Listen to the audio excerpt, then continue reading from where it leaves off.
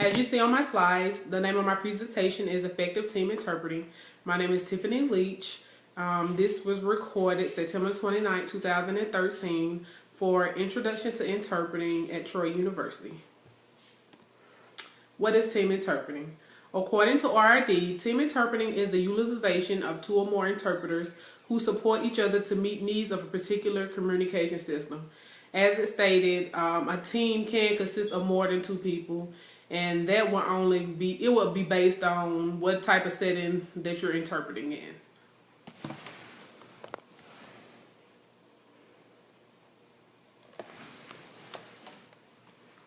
When is team interpreting used? The dynamics of the setting, it depends on what type of setting you're interpreting. It depends on the length, how long the program is. Is it 2 hours, 3 hours, 4 hours? And that usually determines whether you need more than one interpreter. And also the uniqueness of the people you serve. Like with deafblind, you may need more than one interpreter, because with deafblind, interpreting is like you get all of their weight.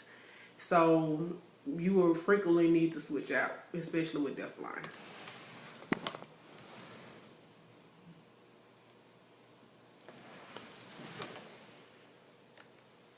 Before the assignment starts, what are some things that you need to do? You need to be early for the assignment, at least 10 to 15 minutes prior to the assignment starting. The reason for getting there early is so that you can discuss when are you going to switch with each other. Like, are you going to interpret for 10 minutes, 15 minutes, or 20 minutes, 30 minutes, however many minutes. You need to go ahead and make a decision, so that way when the program or the presentation starts, everything will flow. You will also need to discuss what signals would you use. Like, if you're the own interpreter, that means that you're the person that is signing at the time. If you stumble, or if you don't understand something, or if you don't know how to do a sign, what signal would you give the off interpreter so that they can feed you the sign you need?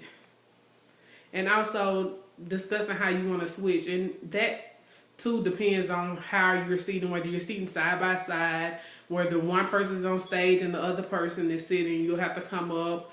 Do you want to be tapped on the shoulder? So those are different types of things that you would need to discuss prior to starting the assignment.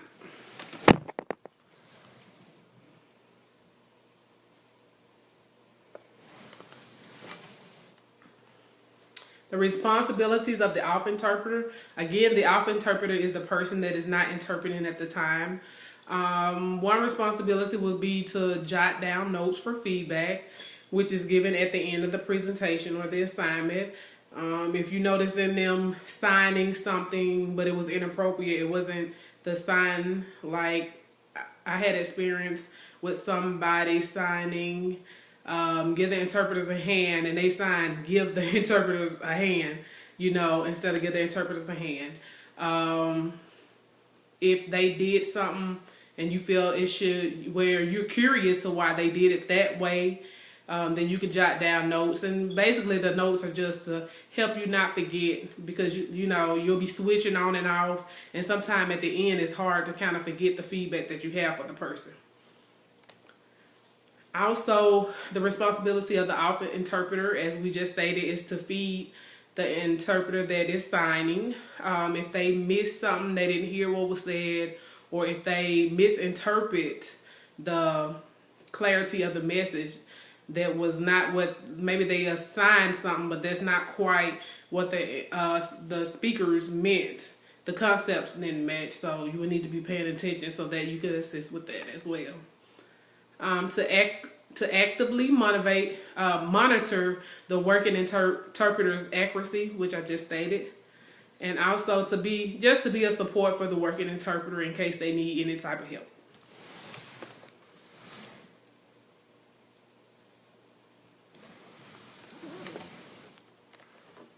Benefits of team interpreting. Benefits of team interpreting: prevents physical and mental fatigue. if you're interpreting for long periods of time by yourself, you will feel fatigue. A lot of people like, well, all you doing is just moving your hands. So what they don't understand is with hearing people, we can hear the different tones in each other's voices. So that way we know what they're feeling, how they're feeling. We can kind of understand what they're trying to convey. But But with interpreting, we have to show all of that in body language. And that's something that a lot of people don't know, because they don't understand the culture. And when you're trying to express what the speaker is saying, to match up with their emotion, it does physically become tiring, and also mentally they don't understand. They think that you're just signing what a person is saying, but really you have to analyze what that person is saying and try to find a concept to match so that you can change it in ASL. So you will get fatigue if you're interpreting for long hours without a team. Also, it increases the interpreter's vocabulary, which I can agree with. Usually on my job, when we team interpret, maybe this person may sign something differently than I would, so I would jot it down, or either he'll do a sign that I do something different for it, and he does, and it's just good to kind of be well informed about the different signs that they have for different words and different things, because you'll never know when it comes in handy, because you'll meet deaf every day. One will sign this and the other will sign that, so it comes in handy too, but it does help you increase your vocabulary. Also, build a working relationship between the interpreters. Usually when you team with a person, like on my job, I usually team with the same person unless he's out, and then they'll get someone else for me to team with. And it does build a relationship. He's actually my mentor. He's nationally certified, so I often go to him if I need anything, or if I have any questions about anything, I'm able to call, and he's just there to give me that support and also give me that help that I need and the guidance. Ensures information is communicated clearly and precisely. As I stated, the off interpreter responsibility is to make sure that the accurate, is their responsibility in a sense, but if you're noticing that someone is signing something and the concepts are not matching, it's your responsibility to, let the person know and just to keep them on track, but ultimately it's both interpreter's responsibility, but the reason that you're there is to catch things that they may miss or things that they may not know that they signed.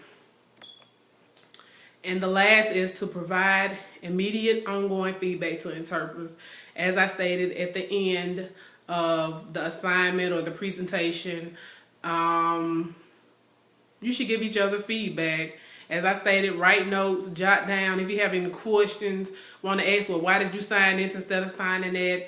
Just jot it down, write it, and that way, you'll have that feedback and you'll see what you need to improve on. And it's not to criticize or to say that one person signing is better than the other. It's just guidance that will help you,